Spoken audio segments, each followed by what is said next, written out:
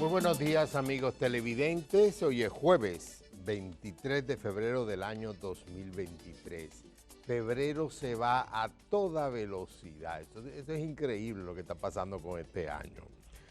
Hoy tendremos un programa muy rico en cuanto a una oferta informativa, de análisis, comentarios y grandes entrevistas. Recuerden que pueden seguirnos tanto por Telesistema Canal 11 como por nuestro canal de YouTube El Día RD. Muy buenos días a todos y buenos días a mi compañera Indira Suero. Saludos, David, saludos a todos ustedes, por supuesto. De nuevo, muchas gracias por estar ahí cada día aquí en este programa, El Día. Suena incluso como... Sí, es redundante. Donde trabaja Germán, que está también en el día. día. Muchas gracias de nuevo a quienes se unen a nuestra transmisión por YouTube. Vi ahí que Jessy de los Santos, Francia Josefina Rodríguez y también Beatriz Hermosén fueron las primeras que pusieron buenos días desde sus respectivas provincias y también países, porque Francia está en Estados Unidos. Así que muchas gracias una vez más por la sintonía. Entonces, inmediatamente, no perdamos tiempo, vámonos con nuestro compañero Junior Ramírez, que tiene una síntesis de las noticias más relevantes hasta este momento. Muy buenos días, Junior. David, buenos días para ti, para el resto del equipo y la teleaudiencia. Claro que sí, veamos el resumen con las principales.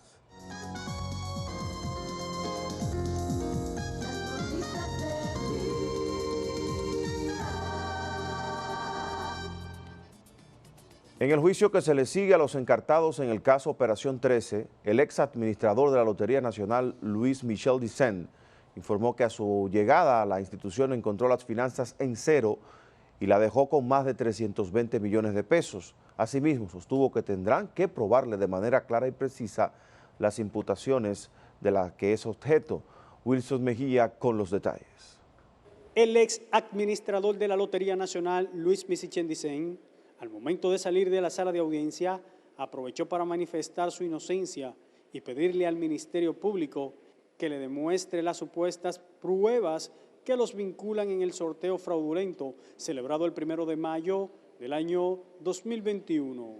Van a tener que demostrarme que yo pagué $1 y que yo salí en un video. Fueron al Palacio y le dijeron al presidente que yo salí en un video, que yo pagué dinero de soborno, que yo salí en un audio y que yo me reuní con esa gente. Lo que hice fue trabajar por mi país. Encontré en la lotería con 0 centavos y la dejé con más de 320 millones de pesos y 100 millones por transferencia. En ese mismo orden, el abogado de Dicen reiteró que ninguna de las pruebas presentadas por el Ministerio Público vinculan a su defendido con el supuesto fraude.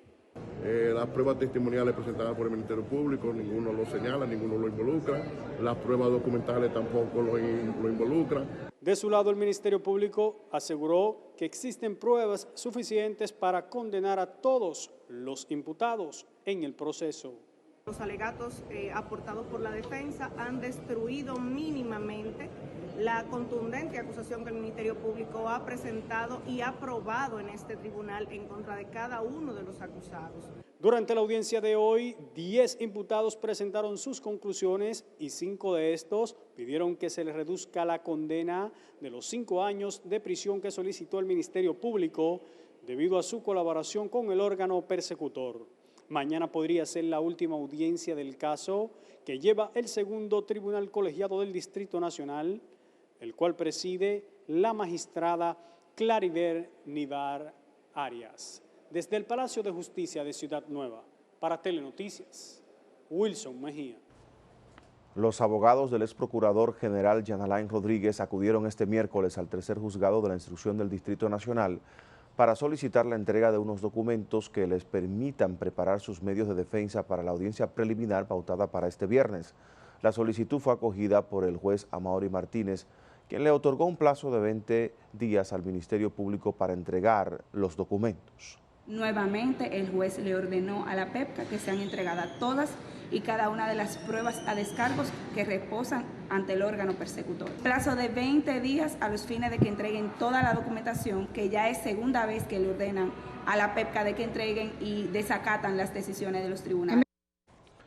Los defensores del principal imputado en el caso Medusa informaron que se vieron en la obligación de acudir al tercer juzgado de la instrucción del Distrito Nacional para realizar la petición que un juez del cuarto juzgado de la instrucción había ordenado en agosto de 2021. Alegando a la magistrada que conoce su caso, que ha tenido mala sintonía con sus abogados, Fausto Miguel Cruz de la Mota, el asesino confeso del exministro de Medio Ambiente Orlando Jorge Mera, desistió de nuevo de su abogado. En ese sentido, la jueza Altagracia Ramírez del cuarto juzgado de la instrucción del Distrito Nacional aplazó para el 6 de marzo el conocimiento del juicio preliminar a fin de que el imputado pueda contratar nuevos abogados que les representen. Los abogados Juan Aybar y Juan Amador eran los representantes legales de Cruz de la Mota, quien se encuentra recluido en la cárcel de Najayo. Anteriormente, los abogados Samuel Sierra y Ivo René Sánchez habían renunciado de asumir la defensa del imputado. De su lado, el abogado Miguel Valerio, quien representa a los familiares de Jorge Mera, dijo que lo que está haciendo Fausto Miguel Cruz de la Mota al desapoderar a sus abogados es una táctica dilatoria para retardar el proceso. La jueza de la Oficina Judicial de Servicios de Atención Permanente de Santiago impuso 6 meses como medida de coerción contra Alejandro Castro de la Cruz, acusado de la muerte del niño de 11 años, Donnelly Joel Martínez Tejada, en el Carnaval de Santiago. Onelio Domínguez trabajó el tema.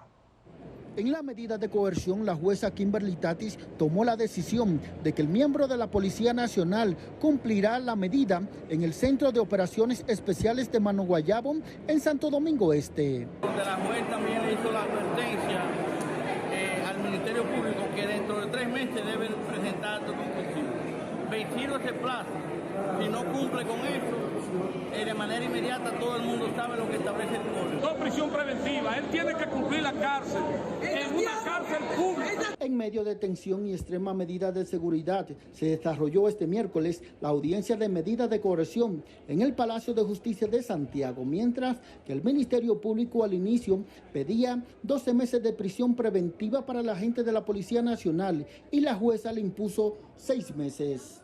El Ministerio Público evidentemente va a esperar la decisión definitiva para ver algunos aspectos de ella con respecto al lugar donde envió el imputado a cumplir la prisión preventiva. Sin embargo, reconoció que se trata de un hecho grave. Nosotros nos opusimos a un pedimento que hicieron la defensa técnica del imputado de mandarlo a Mano Guayabo. Es el centro de operaciones de la policía, del ejército. Eso es premiarlo, eso es llevarlo a un resort. Por lo tanto, nosotros en el plazo que establece la ley vamos a recurrir esa decisión. ¿Cómo es posible que lo manden a un resort? La revisión obligatoria del caso fue fijada para el próximo 22 de mayo en el Palacio de Justicia de Santiago. El agente de la Policía Nacional, Alejandro Castro de la Cruz, conocido como Cocotico, es acusado de disparar el arma que le quitó la vida al niño de 11 años de edad. Desde Santiago para Telenoticias, Onelio Domínguez.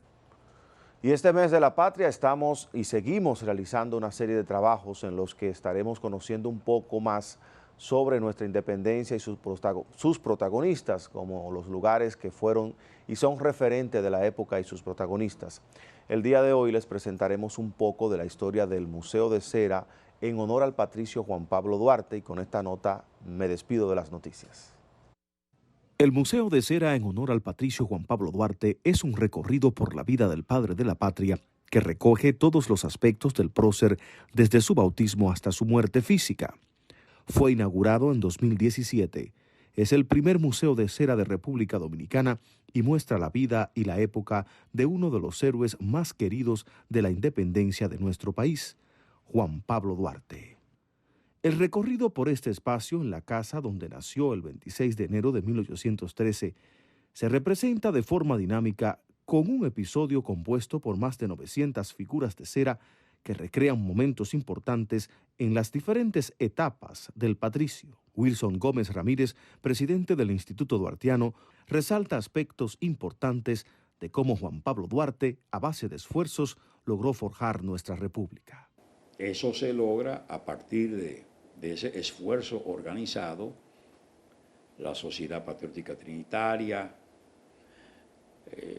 ese ejército secreto las experiencias militares alcanzadas por Duarte y sus compañeros, porque Duarte entra como cabo a la Guardia Nacional Haitiana, sale como coronel, es un oficial, insta a sus compañeros que hagan lo mismo, hacen carrera militar, se organizan, y entonces, aparte de ese ejército que era la Trinitaria, concibe Duarte tanto la filantrópica como la dramática, entidades que tenían entonces la función de llevar todo este contenido que va a ir forjando una conciencia.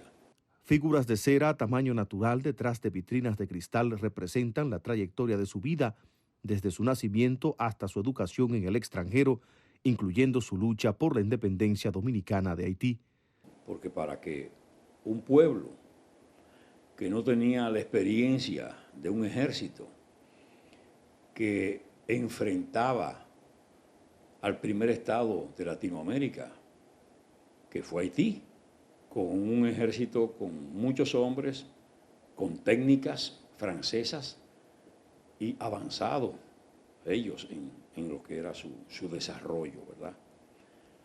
Y entonces el dominicano, sin ejército, pero con el coraje, la determinación, el alto propósito de luchar por ser independiente. Destaca también cómo Duarte logró aglutinar, además de hombres valiosos para la causa, a mujeres que jugaron un rol preponderante. La mujer dominicana jugó un rol importante en todo esto. Enfriaban cañones, cargaban agua, eran las que hacían las de mensajeras, llevaban las informaciones de un grupo de patriotas a otro, no había comunicación a distancia, curaban los enfermos, preparaban los alimentos, hicieron ejemplares de bandera, fabricaron municiones. El presidente del Instituto Duartiano, también durante este recorrido por el Museo de Cera a Duarte, nos resalta la importancia de la gesta de independencia y la importancia que reviste esa fecha para los dominicanos. Y el 27 de febrero es una fecha extraordinaria porque no solo es el Día de la Independencia, también es el Día de la Bandera, porque por vez primera se hizo el enestamiento de la bandera nacional. Pero además la divisa trinitaria, Dios, Patria, Libertad, que sin duda hoy la Constitución de la República ya lo asume en el artículo 34 como lo que es el lema nacional de los dominicanos. Declarado Patrimonio Cultural de la Humanidad, el Museo de Cera Juan Pablo Duarte debe ser una parada impostergable para todos los dominicanos. Duarte no está presente en el accionar en sentido general, salvo unas que otras excepciones, pero en sentido general no se identifican. Duarte fue un hombre de desprendimiento que, lejos de procurar desde una función importante del Estado un beneficio, aportó. El acceso al museo es gratis y se puede visitar todos los días desde las 9 de la mañana hasta las 5 de la tarde. Muchísimas gracias. Este es uno de los aportes que estamos haciendo como programa a través de nuestro compañero Junior Ramírez sobre lugares y personas vinculadas a la celebración del 27 de febrero. Recuerden que el próximo lunes 27 de febrero aquí estaremos en vivo también, trabajando sobre todos los actos que van a desarrollarse en ese día. Permítanme darle entonces también la bienvenida a nuestro compañero Germán Marte. Germán Marte. Le disparo, David, le disparo. Muy buenos días a todos. Buenos días, pueblo dominicano. Aquí estamos, como cada día, al pie del cañón. Agradecidos infinitamente de su sintonía, pues eso es lo que le da razón de ser a este espacio. Buenos días, en especial, tengo un hijo que cumple años hoy. Quiero dar unas felicitaciones. A mi hijo Germán Stalin cumple 34 años, publicista bueno de este país, y me siento, quiero decirlo públicamente, muy orgulloso de él, de todos, pero en especial de él. Es el primer varón de mis 4 hijos varones. Wow, wow. Ya tú sabes, ¿eh? Tengo un ejército. Miren, mi primer comentario en el día de hoy, Indira, David y amigos, va dirigido a los dominicanos en el exterior. Salió un estudio ayer sociodemográfico de la cantidad de dominicanos que hay residiendo fuera del país. Y ya ronda los 3 millones de personas, exactamente 2.835.593. Esos son los registrados. Ustedes saben que en todo hay un subregistro, un chin más, un chin menos, casi siempre un poquito más, porque una buena parte de los que se han ido por la vuelta, ¿verdad?, por México, o los que se van en Yola, yo no creo que esté registrado. Mira, yo vine para que me registre, que yo estoy aquí. No. Casi nunca, bueno, a veces sí, porque hay ONG que trabajan y tal, hay manera de más o menos de proyectar, pero lo real es que hay un subregistro. Pero acogiendo a esa cifra oficial, repito, casi 3 millones de dominicanos residiendo en el exterior. Estamos hablando de 2.835.593 dominicanos que eso representa aproximadamente, ¿cuánto, David? Más de un 20% de una población de 10.5 millones. Eso es casi un 25%. Mal contados somos 11. Mal contados. Pero dice oficial, extraoficialmente, ¿verdad? El dato preliminar del censo habla de 10.5. Más esos 3, estaríamos hablando de casi... No, porque eso me imagino que incluye a esa persona. No, yo no estoy seguro. El censo no. Entonces estaríamos hablando de cerca de 14 millones de dominicanos en el mundo. No, creo que incluye eso. Pero ese dato... Censo, Germán. Sí, el censo de población y viviendas. Sí, pero es aquí en territorio nacional. Bueno. ¿Me explico? O sea, que estaríamos hablando, si estamos en lo correcto, que si somos aquí en el territorio nacional, unos 10 millones, vamos a redondearlo. 10.5. Y cerca de 4 en el exterior. 3, señores, cerca de 3. Hay cerca de 3. Sí, exacto. 2.800.000. Estamos hablando de 13 millones de dominicanos. Bájale un chin, David. Bájale un chin. Bueno, ahí yo no me meto. Somos muchos dominicanos. Vamos a llamar a estadísticas que nos dice la doctora Miosotis Rivas. Sí. 10.5 millones de dominicanos registrados en el último censo. 91% de esos dominicanos que residen en el exterior viven en los Estados Unidos y España. El resto está disperso en más de 111 países y territorios. Es decir, que tenemos dominicanos donde sea. Donde sea. Tenemos dominicanos, aquí nos reporta un televidente desde Japón, tenemos dominicanos en Rusia, tenemos dominicanos en Chile, es decir, de un extremo al otro, tenemos dominicanos en África, tenemos dominicanos en Asia, en todos los continentes hay por lo menos un dominicano, así es que nuestro cariño y un cañón, como dice un cañón de amor. A David que no le gusta, un cañón de agradecimiento, un cañonazo de felicidades y de reconocimiento al aporte que hacen, casi un 10%, más de un 10% al Producto Interno Bruto, se lo debemos a esa diáspora valiosa que nunca rompe el ombligo con este país. Quizás sea el único o uno de los pocos casos en que el emigrante, es decir, el que se va, vive con un pie allá, pero con su mente aquí, su corazón vive muy vinculado a su patria, pendiente de los viejos, y dámele eso al amiguito tal, y llévame, y a la tía, y pregunta. Hay gente que se conecta, señor, y te pone la oreja roja. Eso es las ganas de estar conectado con nosotros. Compra una tarjeta. Y ponme al primo, ponme a la tía, ponme a fulano, y se cansa ese, y viene el otro, porque ellos sienten ese amor. Así es que siempre agradecido de esos dominicanos del exterior. 2.8 millones residen fuera de aquí, así que eternamente agradecido. Hay un detalle quizás, Germán, solamente como un breve comentario. El grueso de estos dominicanos son personas trabajadoras, muy fuertes, o sea, que se dedican, cuando van allá, se dedican a trabajar de sol a sol. Y como tú dices, son personas muy generosas que aportan a sus familias. Quizás el sector de la economía más democrático que tenemos es el de las remesas, porque le llega a casi todo el mundo. Mientras que otros actores económicos como el turismo concentra las ganancias y los recursos en pequeños grupos, las remesas es como una especie de lluvia de recursos por todo el país. Entonces, hay que agradecerlo. Creo que este año, Germán Marte, estábamos hablando de cerca de 10.000 millones de dólares, ¿verdad? Sí, Usted que sabe de los sí. números, Sí. más o menos. O sea que estamos hablando de un aporte importantísimo a la economía Así nacional. es. Antes de seguir con el siguiente tema, quiero también saludar a Josefina Cerón, que nos escribe, escucha esto, Germán, Ajá. desde Sri Lanka. Sri Lanka. Sri Lanka. Ay, mi madre, Desde esa sí Colombo, está Sri lejos. Lanka. Así que desde allá nos sintoniza Josefina. Muchas gracias, cerca Josefina. de la India, por allá. Y, sí, y por igual también gracias a todas las personas que desde diferentes países, veo desde España, también Estados Unidos, Japón, siempre están aquí en el chat comentando. Un abrazo y nuestro agradecimiento. Claro que sí. No solo por la sintonía, sino también por los molongos que le mandan a sus familiares.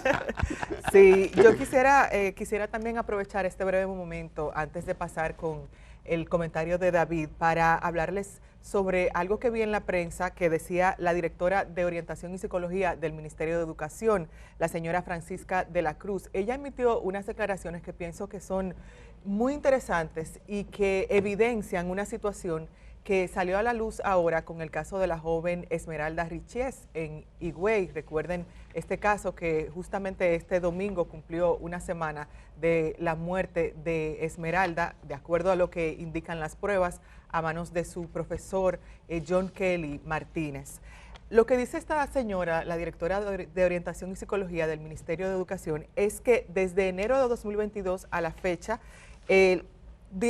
un total de 18 docentes fue suspendidos por acoso a estudiantes. Es decir, 18 docentes suspendidos del sistema educativo por el tema de acoso a estudiantes. Y también algo que indica es que el MINER suspendió a 304 docentes, tanto hembras como varones, por diferentes procesos disciplinarios, no necesariamente por el tema del acoso, sino por procesos disciplinarios. Fueron retirados de las aulas. De esta cantidad, y también habla, aparte de los 304, dice que 114 fueron excluidos por abandono de labores, es decir, gente que se supone debía de estar dando clases, pero nunca no asistía con la regularidad que requería este caso.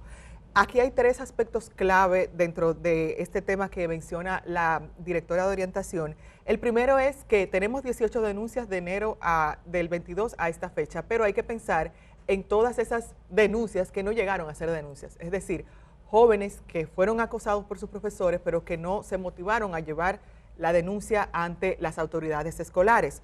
Un segundo aspecto es que hay que recordar que en nuestras escuelas no hay educación sexual. Entonces, no tienen necesariamente los niños, los adolescentes, las herramientas para identificar cuando hay un acoso sexual, cuando el profesor o tal vez cualquier otro personal de la escuela me está acosando. Y por último, algo que agregaba también la señora Francisca de la Cruz es que las denuncias, ella dice, son frecuentes las denuncias de acoso sexual en las escuelas, de docentes hacia estudiantes y entre estudiantes. Escuchen esto, David y Germán. Es decir, ella habla de que son frecuentes, no necesariamente llegan a expulsarse, es decir, no necesariamente llegan a convertirse en una denuncia formal, pero sí son frecuentes este tipo de comentarios de estudiantes que reciben acoso de parte de sus profesores y también de parte de sus compañeros. Así que brevemente, no voy a abundar más en este tema, pero pienso que nos habla sobre una situación muy, muy grave que pasa en nuestros centros escolares. Bien, el día de mañana se va a cumplir un año, o sea, mañana 24, se va a cumplir un año en que tropas rusas intervinieron directamente en territorio ucraniano. El inicio de lo que se llama hoy en día la guerra ruso-ucraniana. Lamentablemente, los medios de comunicación, especialmente los medios de comunicación norteamericanos, con casos como esos, los manipulan de una forma profunda, de forma tal de que solamente se entretienen en operaciones y hechos bélicos. No analizan qué hubo detrás, por qué se llegó ahí. Recuerden que la disolución de la Unión Soviética fue un proceso que duró un par de años y en el cual pasó, primero, antes de eso mismo, el hecho del cambio de gobierno en Polonia, posteriormente la caída del muro de Berlín y al final la caída de la Unión Soviética. En el medio de ese proceso todos los que eran repúblicas socialistas soviéticas, incluyendo las europeas, comenzaron a tener diferentes procesos para llegar a una cierta independencia o autonomía. En el caso, bueno, hubo una promesa de parte de Estados Unidos y de la OTAN de que no intentarían aprovechar esa circunstancia para avanzar en ir reclutando países de esa región al frente militar que implica la OTAN. Eso se olvidó de una vez y comenzó un proceso de ir reclutando estados para integrarlo a la OTAN e ir cercando a lo que ahora se llama Rusia, que anteriormente era la parte más importante de la Unión Soviética. Ucrania jugó un papel muy importante en todo esto. Voy a explicar brevemente por qué. Ucrania es casi el corazón de Rusia. Cuando uno estudia la historia de Ucrania, se da cuenta que grandes de los procesos rusos a nivel religioso, literario, político, nacen en Ucrania. Al mismo tiempo, Ucrania, en la Unión Soviética, poseía miles de misiles nucleares, miles de ojivas nucleares, que cuando cayó la Unión Soviética, Ucrania decidió convertirse en uno de los países donde no iba a haber armas nucleares y le devolvió a Rusia sus armas nucleares para que hiciera Rusia lo que quisiera con ellos. O sea, ¿cómo se diría? Desnuclearizó el país. Así. O sea, se acogió a los tratados, de los cuales incluso la República Dominicana es signatario, de no proliferación de armas nucleares. A partir de entonces, Ucrania, estoy hablando la última década del siglo pasado, a partir de entonces Ucrania comenzó un conflicto interno que se manifestaba, digamos, a nivel general en dos grandes posiciones políticas. Un grupo de partidos, de grupo y de población consideraba que era el momento de acercarse a Occidente y desarrollar más las vetas occidentales que están en el seno de la cultura ucraniana. Otro grupo de partidos, figuras políticas, literatos y población consideró que había que reforzar su vinculación con Rusia porque era una vinculación que históricamente tenía mucho tiempo. Al iniciarse la década pasada, ganó en Ucrania el famoso sector prorruso y tuvieron como presidente a Yanukovych. Tengo que apelar directamente a leer el nombre, creo que tenemos una foto de él, este es Yanukovych, un video. Fue presidente, fue el último presidente que tuvo Ucrania que era prorruso. Yanukovych llegó incluso a desarrollar negociaciones con la Unión Europea para un acuerdo de libre comercio que permitiera desarrollar a Ucrania, pero a último momento, hacia el año 14, decidió parar eso. Parte presión de Rusia, porque Rusia veía a partir de ahí una forma de seguirlos aislando, pero parte también de que las condiciones para ingresar, como decían muchos de los analistas en ese entonces, eran literalmente humillantes. No eran las condiciones, por ejemplo, con que se integró a España, a Portugal, a Grecia, por mencionar 3 países muy pobres. A partir de ahí hubo un golpe de Estado, muchos dicen que no, pero fue un golpe de Estado, incluso con participación de la Central de Inteligencia Americana y con la participación de actores políticos que después se descubrieron que eran los vinculados a Trump, donde en el mismo territorio lograron hacer que este presidente Yanukovych tuviera que huir incluso de Ucrania e irse a asilar en Rusia. Ocurrieron varios procesos electorales y al final escogieron como presidente a Zelensky, que también tenemos una foto de él. Lo curioso de Zelensky es que un individuo que era cómico de la televisión antes de llegar a ser presidente. Y con Zelensky, por supuesto, Estados Unidos ha tenido una mayor impronta sobre lo que está pasando en Rusia. No se olviden, lo que está pasando en Ucrania, no se olviden que durante la administración de Trump hubo muchas situaciones donde se mencionaba el caso de los Biden vinculados a negocios dentro de la misma Ucrania. Tenemos entonces que hoy en día la guerra continúa, hay muchas declaraciones de un lado y de otro. Me gustaría que pusieran el mapa de Ucrania, que le entregué a producción, En ese mapa, para los que no están muy familiarizados con la geografía ucraniana, podemos ver claramente cómo la parte de la derecha de la imagen, que vendría siendo la parte este de Ucrania, incluyendo a Crimea en el sur, es una zona donde Rusia está intentando establecerse de manera permanente en alianza con sectores de ahí mismo prorrusos, que son la mayoría, para tratar de evitar de que en algún momento determinado la seguridad de Rusia sea puesto en jaque por maniobras que pueda hacer un gobierno ucraniano en contra de Rusia. Entonces, esa es la zona de conflicto. Rusia no ha avanzado más allá de esas provincias y su pretensión es lograr una cierta estabilidad del modelo. En el día de ayer o antes de ayer estuvo el presidente Biden, dio un gran discurso, no en Ucrania, sino en Polonia, con todo el tema patriotero y todas estas manifestaciones de lealtad y solidaridad que no pasan de ahí, que al final es un tema de rejuego de poder y de un intento de aniquilar de alguna manera la Rusia como un competidor mundial a nivel de un mundo que tiene una gran vocación multipolar y no la separación que había entre dos bloques. Para terminar, permítanme presentarles los invitados que vamos a tener para las entrevistas del día de hoy. Vamos a tener a Dorian Rodríguez. Dorian Rodríguez es productor del proyecto Un Viaje a la Historia, este proyecto que ha desarrollado la Fundación Corripio y que tiene un gran valor, y al mismo tiempo al doctor Eduardo Klinger Pevida. Con él precisamente vamos a discutir sobre el tema de Ucrania a mayor profundidad, porque es un experto en temas de geopolítica y por lo tanto tendremos una muy interesante entrevista con él. Inmediatamente vamos a una pausa y regresamos de una vez en El Día. El Día camina contigo allá donde vayas. Cuando salgas de casa, continúa con nosotros en YouTube. El Día, 25 años de buen periodismo.